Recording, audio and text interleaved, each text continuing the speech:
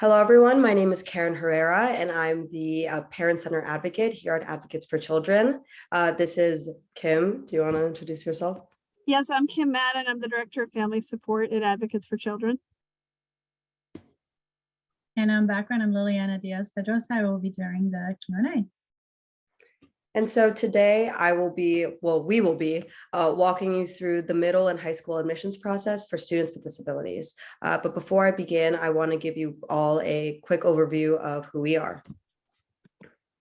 All right, so Advocates for Children of New York is an education-centered organization that offers supports to students with disabilities, immigrant families, houseless families, court-involved youth, and so on. We offer many supports many services such as our helpline, which is open Monday through Thursday from 10 to 4 p.m. You can connect with an education specialist that can offer some guidance or support on whatever issue you are having. We also offer free legal services to low-income families.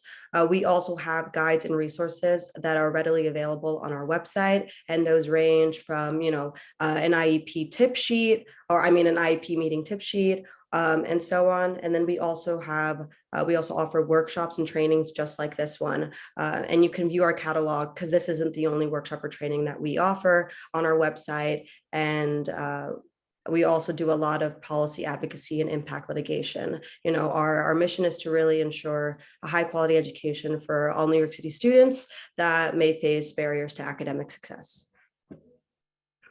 All right, like I mentioned, our website has a ton of resources. If you want to stay up to date in terms of the work that we're doing, or you need information on a certain issue, please go to our website, and our guides and resources are readily available there. We also have a YouTube channel. So all of our webinars will be recorded and uploaded to our YouTube channel. So if you can't make it to this one, you could view it at any other time. You could also view past webinars that we've had, such as a special education webinar, which walks parents through setting up their kids' IEP. And so yeah, we have our YouTube channel, which is a great resource. And also, just to jump in for 1 second, this video, I don't think we've gotten this question yet. And when you do have questions, you can put them in the Q&A. But this webinar will be recorded and will be available on our YouTube site. Probably, it usually takes a few days. And if you are participating now, we'll also send you a copy of the slides as we go through them. All right, so for today's workshop, we're going to talk about how to apply any new updates, the types of programs that are available, learning about schools, and then at the end of this presentation, we'll have some time for Q&A. And actually, right before we start, we're going to do a really quick poll just to see who's here. So if you can let us know, that would be great.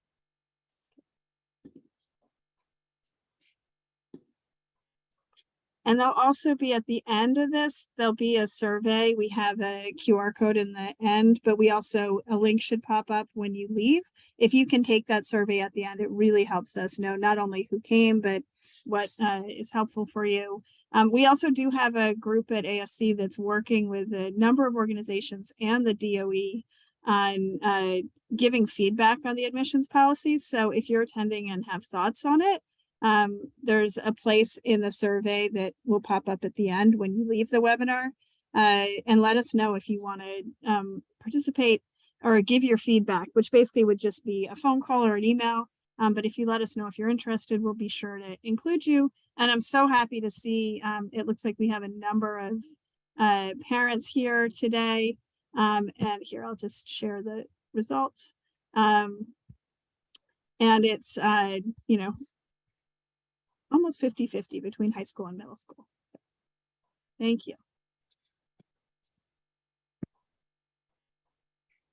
All right, just to start us off on some just general school application facts, New York City has we are one of the largest school districts in America, and so we have over 400 middle and 400 high schools in New York City.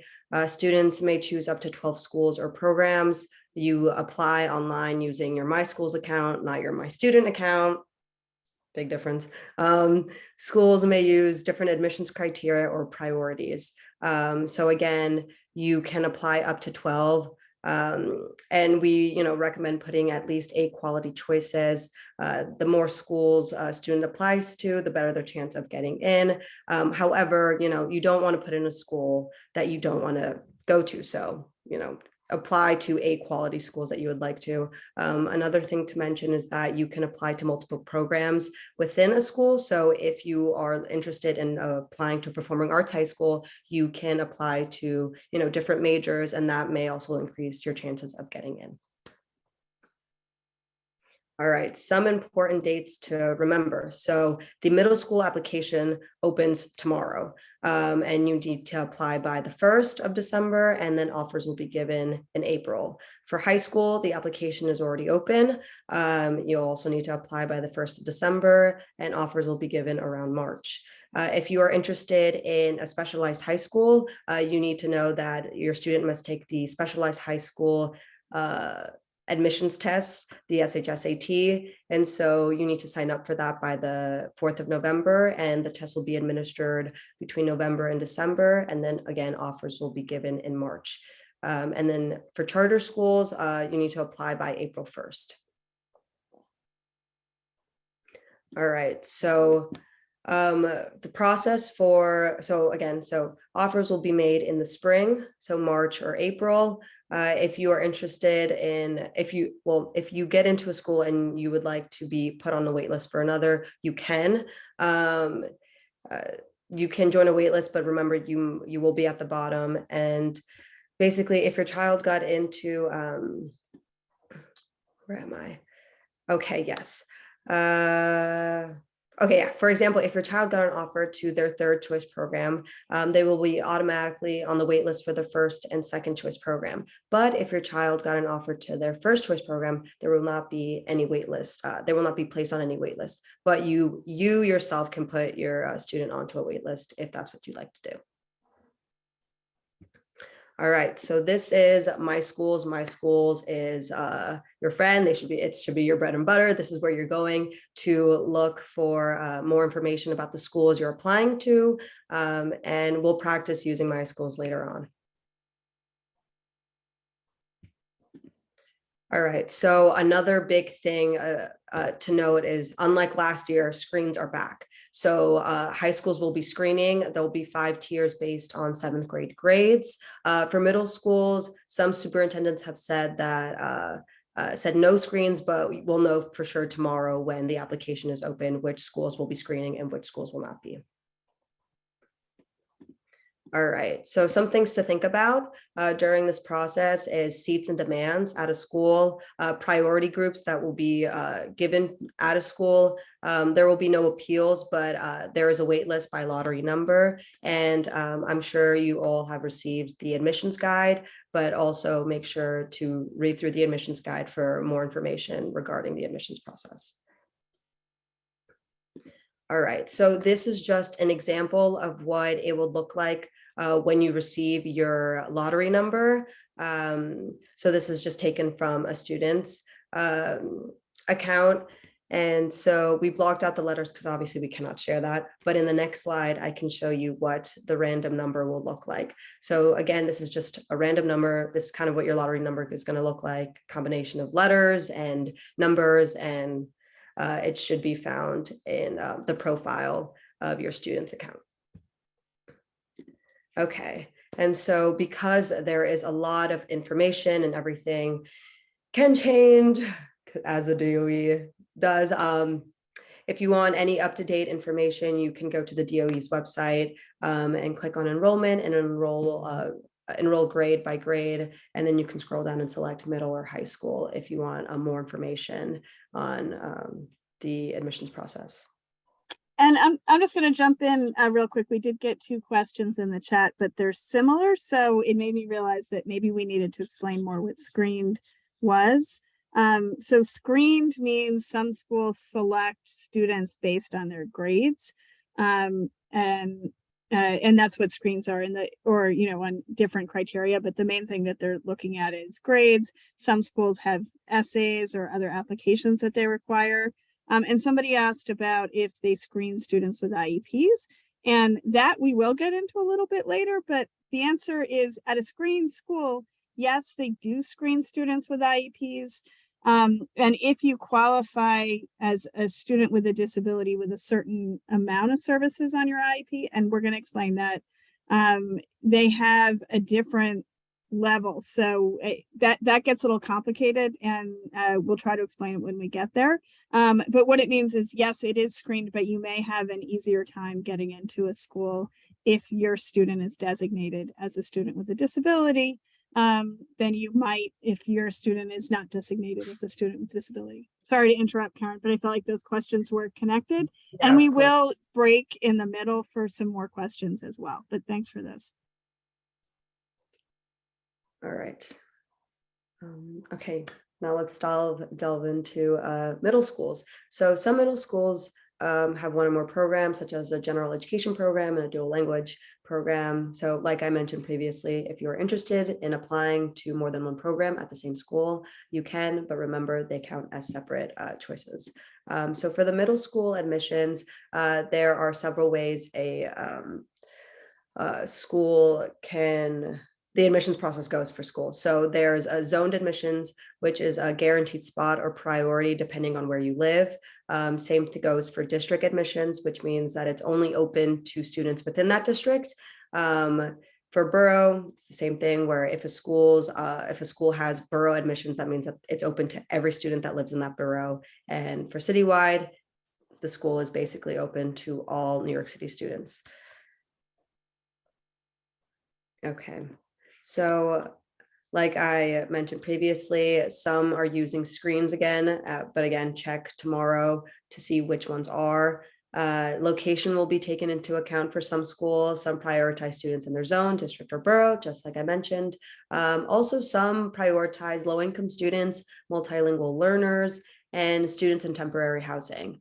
And then some will be doing admissions through lottery. So lottery for each priority group, if more applicants than seats.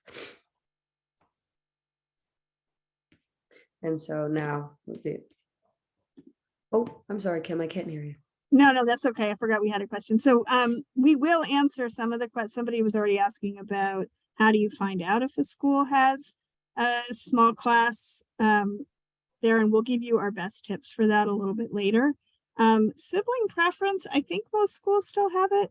I'm not sure, Liliana, if you know that. I'm pretty sure they still do sibling preferences, but I'm not sure if there's a difference. Yeah, there is, right? For middle school. Yeah. Not for high school. Correct. Okay, so keep those questions coming. All right, now we're going to get into the high school admissions methods. So can get to the next slide. Right, perfect. So for some high schools, for the specialized high schools, those require taking the SHSAT, and offers are based on the score that you get from the exam. There's also screened and audition schools. So there will be 5 tiers, which will be explained later in the presentation, that will be based on the 7th grade core class average. And then also for some of these screen and audition schools, a portfolio is going to be required, or an essay, or an interview, or an audition. And then there's also the EdOpt, which take a range of academic levels, and some seats are filled through ranking and others are random. There's also screen language. So these are centered more so for multilingual learners. They consider the time the student has lived in the US, their language proficiency, etc. And then there are also transfer schools. So these transfer schools are for older students. They check the program age and the academic you check for the program age and academic requirements for these transfer schools. And then finally, there's the zoned and open schools. If you live in a zone school area, you can just apply. If you would like to see which are your zone schools, you can look that up at My Schools. And so they're really just open for anyone, and it goes random. And so finally, charter schools. So charter schools have a separate application process. There's a common application where parents can apply to to multiple charter schools at once. And that's available through the New York City Charter School Center's website. Many charter middle schools serve grades 5th grade to 8th grade, as opposed to 6th to 8th. So interested students should apply to charter middle schools in 4th grade rather than 5th. Most of these charter schools operate on straight lottery, and also some may give priority to siblings of current students and to students who live in the district. Some charter high schools only admit students from their middle school, so that's another thing to keep in mind. Some charter schools are great and have some extra supports for students who are struggling in certain areas. Others can be extremely competitive with very strict discipline policies or promotion criteria. So that's something, again, to keep in mind if you are going to go the charter school route. Okay, and I think we actually had some questions before we go on to the next section about how do you learn about a school. We had a question about ratios, and I think what that meant is the slide where we showed the lottery number. Yes. It is confusing in terms of what that means is they rank, you send your list of schools in the order you want. Let's say you picked 8 schools and you put them in the order from the one you most want to get into to the one, that to your lower choice. And the schools also have their list of students. How they do that matchup is for the students, it's going to be, they put the students in the order of the lottery numbers. Now, what those numbers mean, it's true. We don't know. Last year, there was a whole bunch of parent speculation about which numbers were higher, what your chances were. There's no way for us to answer that. I think it's something that, you can find out at the end of it. I do know, or what I've heard is that the numbers are higher than the letters. So if your lottery score is 23 BC, that's higher than 2 BC. So if it starts with numbers, you have a higher lottery score. And I don't really know what to tell you with that, except that, the higher if your lottery score is going to be better, like if it's 1, 1, 1, I don't know what the range is, and they're very long, as you could see. You might be able to take more of a risk because if you're in, tier 2 of students, and we're going to get through that in a second, but you have a B student and you want to apply to a school that tends to take mostly A's, you might have a better chance if your lottery number is higher, but they don't release information on how the lottery number works exactly or where it's at. So, I think this can be a very anxiety producing process for everyone. And what I would say is really try to look at the schools that you think are going to be the best fit for your student. And make sure that, you think it's a school that will welcome them as a learner and where they'll succeed. And that's going to be the most important part, more than driving yourself completely bonkers with trying to figure out, is 6ZA higher than something else. Like you won't really know the answer to it. And it is a tough process. So learning about a school, and somebody else asked about D75. D75 is done through D75. It is not part of the high school admissions process, unless you're talking about D75 inclusion. If you had that on an IEP, we'll get into that in a minute, then you will see different high schools on an application. And you should see that on your My Schools account. Okay, so trying to find out about a school, I guess this goes to, if you can take a deep breath and get, past all these scores and rankings and lottery numbers, I do think it's really important to look at, is this school the right place for your child? And there's not one that's better or worse. It's just, who is your child? Some kids really want a big, high school, for example, that offers lots of sports and languages, and they like having a wide variety of kids. Other students really want a very small supportive place where the teachers know their names and where, there may not be as many different languages or sports or clubs, but they'll feel like they're more supported in a smaller environment. For example, for my own son, I knew he was going to take longer to graduate. I actually really worried about schools that had 100% four-year graduation rate because I knew he was going to take longer, and how was that going to feel? Conversely, though, I think graduation rate is important to look at. Assuming you want your child to graduate high school with a diploma, a high graduation rate, is probably something you want to look for, and not one that has a really low graduation rate. But there's a lot of different factors that you would want to take into account.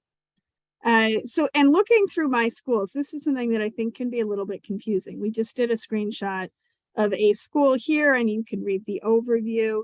Thurgood Marshall is an academically rigorous environment, and they all say whatever they're going to say about their school. And you can look down the different things here.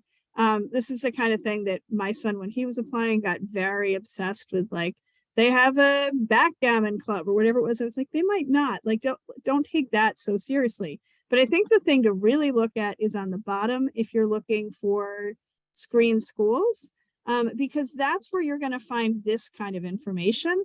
And I thought the person who asked earlier, when they asked about ratios, I thought this is what you were referring to, which is why I was a little confused because we hadn't shown it yet. But this is where you can see, for example, that for this school, and I don't remember if this is a screenshot from the same school, but for general education students, they had 5 applications per seat. So in other words, they had 85 seats and 455 applicants, and all seats were filled. So this is, it's a semi-competitive school. It's not terribly hard to get into. You will see other ones that are super competitive where you see 25 applications per seat. That's something to think about. It's going to be tougher to get into that school. And students with disabilities can often be, in this case, they're pretty close, but at some schools, those can be pretty different numbers. And you do find that at some of the more competitive schools are the ones that have high numbers of applicants per seat for general education. They sometimes have lower numbers of applications per seat for students with disabilities. I do think you want to make sure they're going to have the supports that your child needs. But this is a place to look at how competitive is this school. It would also say, if this was a screen school, it would say on here under priority groups, taking group 1 students. So talking about screening methods, this is confusing. So I'm just going to put that out there. And you should see this on your profile. So when we showed you the lottery number in the beginning, at the very bottom on that screenshot, it also had the group number. And that was a student who was group 1. So they were in the top 15%.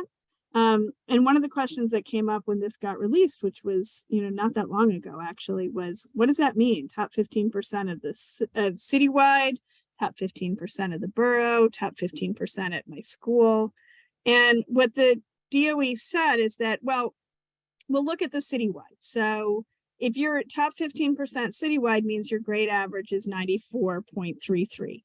However, if you're at a school where, the grades are generally lower, you could have less than 94.33 and still be in the top 15% of students at your school. And we would still put you in tier 1 as long as your school average was at least 90. So that column on the right of the 90, 80, 75, and 65, think of that as a floor. And I would really look at that one. And you should be able to look right on your My Schools account and see what tier you're in. If you think there's a mistake, I would certainly talk with your school about it. And it's going to be based on your 7th grade classes. It's not including 8th grade. We imagine that for middle schools that do screens, it will be based on 4th grade core classes. They haven't released that yet, but it should be out tomorrow. So hopefully this makes sense. It's just something to try to decipher, what does it mean to be screened? In the past, they used to put out some things like this, like a school would say they generally take students above a certain grade point average. And then I think they would just get the grade point averages of the students and then rank them. So like if they were, Eleanor Roosevelt, like super competitive school, they could say, okay, we're going to take all the kids that get 97, 98, 99, and 100. And in fact, we can fill our roster with 99s and 100s. So we don't need to look below that. what the DOE has done now is they would group everybody who gets the top 15% because they didn't really want schools doing that. It seemed unfair and also not necessarily a great selection method. They grouped the top tier students. So the students that are generally A students, at their schools and citywide, and they're in one big group called tier 1. So the schools don't see all the grade point averages. This is my understanding. I mean, this is brand new, so it could turn out in a month I'm wrong about this. But my understanding is the idea is that you get ranked at a school based on your lottery number and whatever tier you're in. So for what it's worth, that's our understanding of how the process works. If your head is spinning, mine was when I first was reading this. I apologize. We didn't create this system, but just trying to look through it. And what I would say is look at your My Schools profile and try to understand where you're at. Okay, and there's still Audition schools. They did do some standardization so that if you are doing, for example, a visual arts audition, your portfolio that you submit for that is going to be the same across the city. So they are trying to make it a little bit easier and more streamlined for people. And that's something that if that's what your student is interested in, you'll see right underneath in the program if you click on that star. And I think clicking on that star in a program in My Schools is an important step. I feel like they hide the ball with that. And that's really where you want to look to see what are my chances of getting in and what does this school need for me to get in. So clicking there is going to be important. Okay, screen language, that's going to be based on your English proficiency or a specific language spoken at home. And continuing students, this is another thing that we get asked about every year, but if you're in a K-8 or 6-12 school, you're guaranteed to get a spot at that school. So you don't have to work. You can apply elsewhere, but you're still guaranteed of that match. So that's important to keep in mind. And zoned and geographic, you do get priority based on where you live. In high school, there are no preferences anymore. There used to be, but there's no district preference. And specialized programs. This is the person who asked about D75 earlier. But these are programs where their placements are outside of the admissions process. So if you need a bilingual special ed class, an ASD Nest or Horizon, an autism class, an ACEs class, which is for students with intellectual disabilities, or if you need an accessible school, you still complete the high school process for at least the last 3 on this list. And I would actually recommend doing it for bilingual as well. But there is a separate office of the DOE that is helping coordinate that. And you'll see, so for example, for ASD Nest or Horizon, if you click on that little star, you'll see that there are different programs. So there'll be an ASD Nest program at some high schools and not at others. But if you want to apply to the Nest program, you can click on that. If you don't have Nest program on your IEP, you shouldn't be able to click on that. We did hear of a parent last year who did, and I don't understand exactly how that happened. She wanted it, but it wasn't on her IEP, so it was a little confusing. But it's something where the process for this is done through a specialized programs admissions office at the DOE.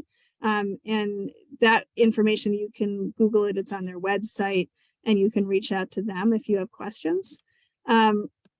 One other thing is if you want to find out if a school is accessible, meaning accessible for a wheelchair, and this could be for the student or for you or a family member who needs to be able to get into the building, they do have something called a BAP or a building accessible profile score. It's not entirely intuitive, but you can see on My Schools, it will list whether or not a school is accessible. If it says fully accessible, it probably is. I would always recommend checking it out.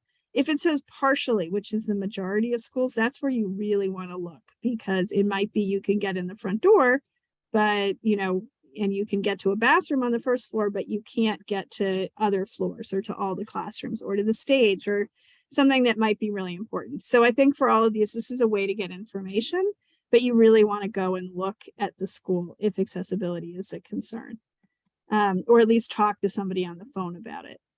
Also, there's diversity in admissions. This is an initiative that was released 5 or 6 years ago. It was pre-COVID. And if you fall into one of these categories, if your student qualifies for free or reduced price lunch. If you're learning English, if you're in temporary housing, a lot of schools have a set aside for those students, and you might be able to get a leg up in applying to a school. And you should be able to see that if you click on this link, and this will get emailed to you, you can see, which schools have these programs, which is one way to look at it. And you can also go the other way, looking at my schools and clicking on the star and seeing if they have a priority for different groups. Okay, any questions? Leon, I have not been monitoring the Q&A, so I don't know if you want to ask if So there's any in there. actually, there are a couple, but there's a theme. The first one would be, can an ASD Nest student apply for a middle school in a different borough? Yeah, I think so. It's a good question. I mean, what I would do is reach out to the DOE. There is an ASD Nest or an ASD email. If you go to the website, you can find it. I can actually also probably look it up. But I would reach out and ask about that. Yeah. And then there are a couple more around Nest. But first, can you please discuss what an ICT class looks like? I think you might get to that later. My child has been enrolled in the Nest program since kindergarten. He may have to go into mainstream due to limited seats. Well, so that's tough. And I can understand wanting to apply to a school that's out of district. And I feel like, I mean, out of borough, I feel like I do know students that have applied out, and I just don't know if they applied through the application process or they got placed there centrally. And in terms of an ICT class, we will get into how do you figure out what it is. And what I would certainly encourage anybody who's trying to understand the special education system, we do have some webinars that are up on our YouTube site and information on our website about the different kinds of programs. But to just do it super quickly, ICT is a class that's on grade level, includes a gen ed and a special ed teacher for a mix of students. So some students have IEPs, it's roughly 40% and 60% don't. For an ASD Nest class, that's a special kind of ICT. So it tends to have lower numbers of students with disabilities, and the teachers, the special ed teachers, are specially trained and supported in working with students with autism.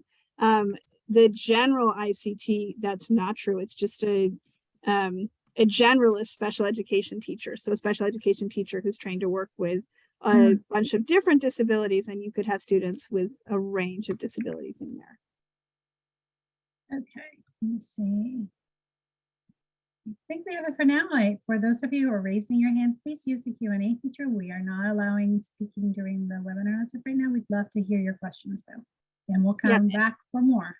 Yeah, and if you want to speak with us at the very end when we can speak then, but because this is recorded and posted on our YouTube site, we are going to hold live questions till later. Sorry. Okay, so seats with for students with IEPs. This is one that confuses people, understandably. So sometimes people think, well, the seats for students with IEPs, that I should be able to get that, but it's not actually IEPs. If you look at it, it's students with disabilities. And what they mean by that is not just that you have an IEP, but that you have an IEP where more than 20% of your classes, and that doesn't include lunch, are special ed, meaning SETS, ICT, or small class. SETS is special education teacher support services. And that can equal the students with disabilities set aside. So to do that in a graph, just to explain, if you had 35 classes a week, which is not atypical for a middle school, for example, less than 20% would be if you just had speech and 5 times SETS. It's usually got to be 10 periods or more of special ed. If you had ICT for all your classes, you would be in the students with disabilities set aside. If you had small class for all your classes, you would be. And if you had SETS 10 times a week, you could be in the more than 20%. But for people who just have SETS, or maybe a related service or two, that's not going to count. It's really going to be the class programming, meaning SETS, ICT, or small class, and that has to be more than 20%. Okay. So students with IEPs do apply the same way as other students. And the new school under the law is supposed to implement the IEP. Wherever you get matched, they are supposed to implement the IEP. So the question before about how do I find out if a middle school has a 12-to-1 or a 12-to-1-to-1, they're supposed to create it wherever they are. And any change should be based on the student's need, not the school's program. But reality can get more complicated. In fact, I would say one of the biggest questions this year on our helpline about problems with schools was people going to a high school with small classes on their IEP, not being placed in a small class for all their subjects, and being told illegally, you have to change your IEP to an ICT because that's what we have. That is not true. But on the other hand, it does put you in a bind, particularly when you're figuring this out in October about what to do. And some students might be able to be fine in an ICT, maybe with some extra sets, some extra tutoring on the side. They might not need the small class, but some students might. And you want to make sure that any change is based on what your student needs rather than what the school has. And unfortunately, we do see far too often that it's based on what the school has. If you find yourself in that position, please, go up the chain, go to the superintendent, talk to the principal, of course, first, and explain the problem. Do not agree to a change in the IEP if you don't agree to it. And if you're getting stuck, call our helpline and we'll try to resolve it. We've had pretty good luck in resolving it, but there are some times when students are changing schools and that can be tough. So another way to do this, and this is sort of the complicated, deep dive into data. So I apologize. I wish there was a simple way to do it. But there's not. Ideally, ahead of time before you apply to a school. Do they have experience? Do they know how to work with students with disabilities? Have they had a small class before? Or am I going to be the parent coming in and saying, open a small class for my child? One thing you can do is look at school quality reports, and you click on the school quality guide, not the snapshot. It's got to be the guide. And if you click on that, this is just a screenshot of sort of in the top third of the page. You'd see a little area that says students with disabilities, and that minus sign on the far left would be a plus. You click on the plus and it goes down and you can see, oh, this school has 97 students with disabilities. So they're a little bit higher than the citywide average. And as you can see, they're mostly what they provide is ICT. Now, if you have a student who's looking for ICT, that's great. You know that they have, a number of ICT classes if they have 68 students in them. They don't have maybe any small class settings, and they actually aren't providing a lot of sets, which is a little bit more unusual. But this is a place to look at. Now, this is not something that's updated in real time. So you're looking at, I think now you're still looking at what they did last year. I actually have asked when they update this and I don't know yet, but it's something where take this as, a way to get a rough feel for whether or not a school is experienced with working with students with disabilities and where they place them generally, but not as my student will definitely get a seat in anything. A slightly better way to look, I think, is on the class size reports, where you can see, and that there's a link for this here. And this is a gigantic Excel sheet. So you have to search for the school. It's separated into K-8 and high schools. And but when you click on something, you can see like, oh, this is a school that has a lot of ICTs. It has a lot of self-contained. I don't remember what school this is a screenshot from, but I can tell you it's definitely a big school to have that many different sections and to have ICT and self-contained in all the core subjects. A lot of times you might see a smaller number, or you might see it in English, but not in math. And I would say that in high school especially, there's a real shortage of special education teachers that are licensed in this subject. So it can be a problem. So looking for this is going to be important. And tips for applying, I think. One thing I know Karen had said this earlier, but only apply to schools that you would be happy to attend. Every year we get calls from somebody who said at the last minute, their guidance counselor told them they had to list 12, so they put on a couple schools they'd never heard of at the end. don't do that. I feel like Murphy's Law means you're going to get matched in one of those schools and then find out it's not a good fit.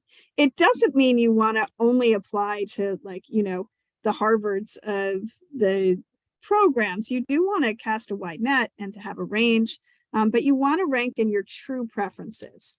And they say make your last pick a safe school, meaning that it's a school that you could live with, but you think from what you can see, your student would definitely get into. And, you know, it's just advice for trying to make sure that you get placed in a school that you agree with.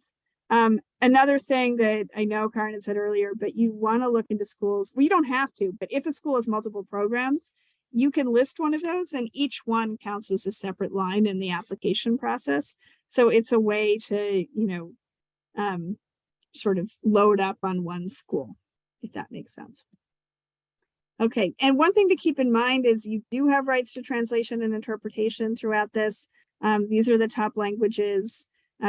And in these languages, Arabic, Bengali, Chinese, French, Haitian Creole, Korean, Russian, Spanish, and Urdu, you have a right to translation of letters and forms, report cards, meeting notices, special education documents. We often see that not happening, so you should really put in a request for it. Write to hello@schools.nyc.gov if you're having issues. And you also have a right to interpretation. I think this process is confusing enough for people that speak English. And if you speak another language, it's so important to get the documents in your own language so you can try to understand them and come prepared. Also, this is not about high school and middle school applications. This is about something new that's just come out. So last year they had something called Special Education Recovery Services. We should have done a poll on this to see how many people even know what that is. But if you have a child with disability who was in New York City public schools during COVID, they were supposed to ask you about if you needed services to make up for that time, because I'm sure I don't have to tell any of you, but it was not an ideal time for students in general, and it was really hard for students with disabilities. And a lot of students lost a lot of skills. So last year they were supposed to give special education recovery services. It happened pretty haphazardly. And then this year, what they're doing instead is they're saying, well, we're going to evaluate whether or not students need compensatory services. And that means basically some sort of service to make up for what happened during COVID.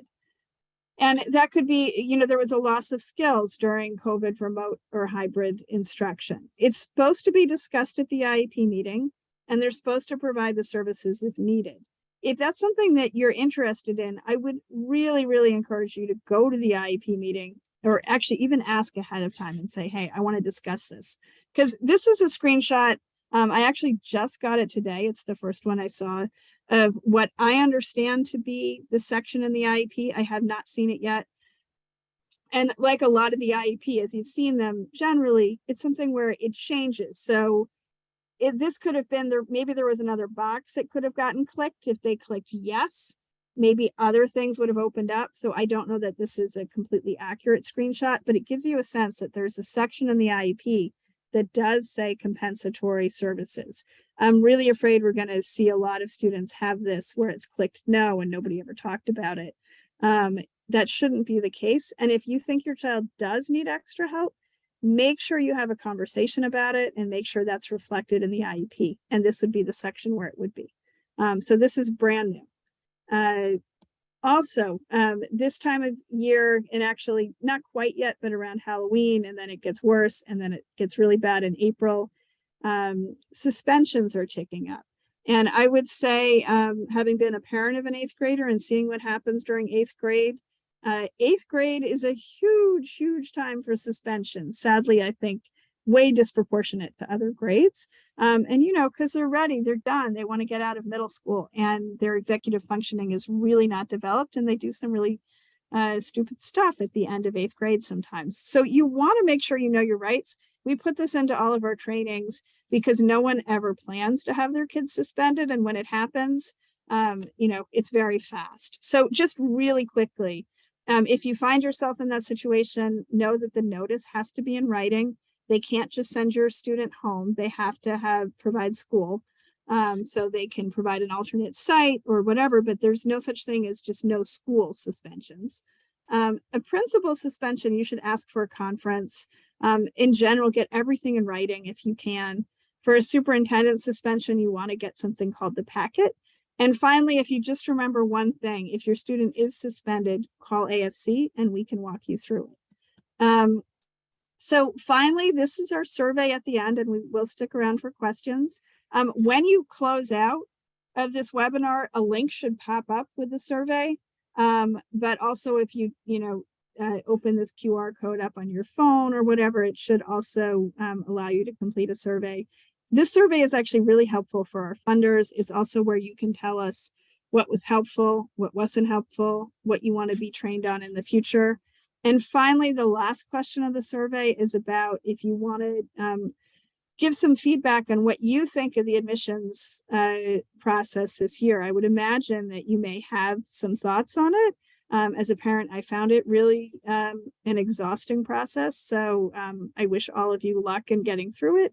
And I think trying to navigate it as a parent of a student with a disability is particularly challenging. And it would be fantastic to have your feedback. It doesn't mean you're signing up for a focus group or anything. It means we have your email and we might just reach out and say, hey, do you have thoughts? So if you're interested in that, please let us know. Okay.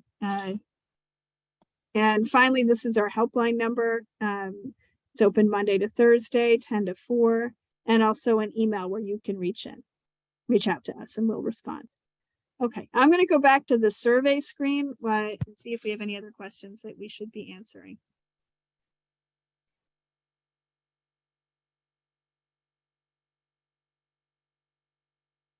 Oh, thank you, Tom. Somebody put in the chat or the question and answer, the algorithms. I think that's the thing that I saw last year, or that it's from last year about the algorithms, which it was really interesting. It said like whether or not you're, what percentage you're in. I don't know if it's accurate. Okay.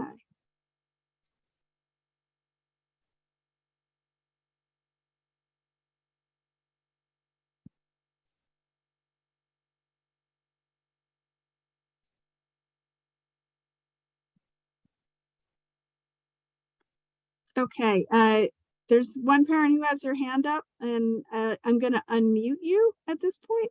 And if people have other questions, you can put them in the Q&A. Before you unmute, Hi. hold on, I gotta pause the recording. So you can say goodbye and thank you for joining us.